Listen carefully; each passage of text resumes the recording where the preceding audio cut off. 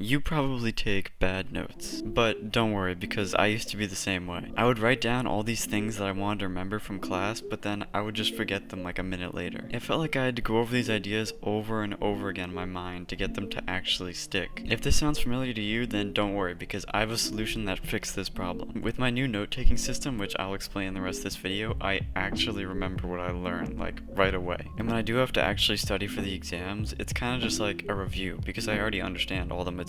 So how did I go from forgetting everything immediately to remembering it so much that I barely have to study? It has to do with actively using your brain. But before we get into that, let's think about how most people take their notes. I call these notes passive notes. Because when most people take notes, it's kind of like a passive process. They just like see information on a screen, like a PowerPoint, and then they just write it down. But this is literally the worst way to learn, like the absolute worst way to learn. And to understand why it's the worst way, you gotta think of the brain as a muscle. If you want this muscle to get stronger, then what should you do with it? Should you put this muscle under a bunch of tension, or should you just like flop it around a little bit? Obviously, if you want to make your muscle stronger, you have to, put it under tension. But the thing with passive notes is that you don't engage your brain muscles at all. When you just write down, copy down words, you're not thinking at all. Your brain isn't engaged. So let's go back to the brain as a muscle. Imagine you took passive notes for an entire class semester. Now the final exam is coming up, and what do you do with this muscle that's still really weak? You have to work it out as hard as possible, and you cram study like a day or two before,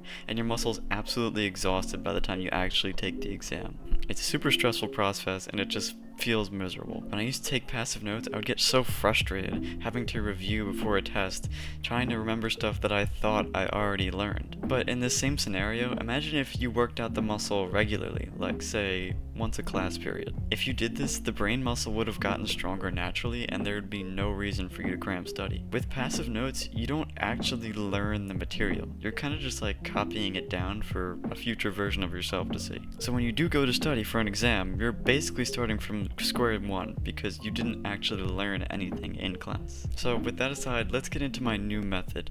I like to call it explanatory notes. And before I get into this, I just want to say that I got inspiration for this idea from another video, which I'll link in the description below. To take these explanatory notes, you first have to listen to what's being said and then write down an explanation, like how you understand the material that's being presented. So rather than just copy down the information, you have to actually explain it in a way that you can understand. That's it. That's the whole secret to explanatory notes. It sounds so simple to just write it in your own terms, but it actually forces you to pause and understand the material. Compare it with passive notes. With passive notes, if you write something down but you don't really understand it, you won't know until you go to actually learn it when you study for the exam. So while you are writing down terms and technically seeing the information, you're not actually learning it, so you're basically just like procrastinating learning until the exam. But with these explanatory notes, you're basically checking your understanding as you go, each step of the way. Let's say, for example, I wanted to explain to you quantum computing.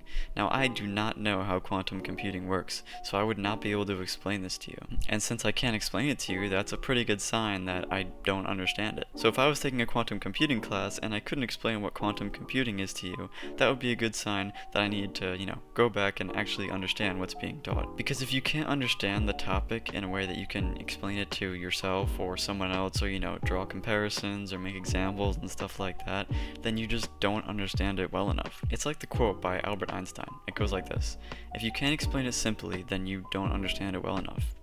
And that guy seemed, pretty smart, so I'd listen to him. And in the cases where you're writing down material and actually thinking about it and explaining, but you still can't explain it in a way that's not just like, regurgitating the idea, then it's a sign that you need to ask a question. Seriously, I feel like people do not ask enough questions. Like your teachers, professors, they are paid to answer your questions. Like they are literally paid to answer your questions. So why wouldn't you ask them questions? Okay, so now that you're an expert on this new explanatory notes, it's time for you to apply your knowledge. I have a challenge for you.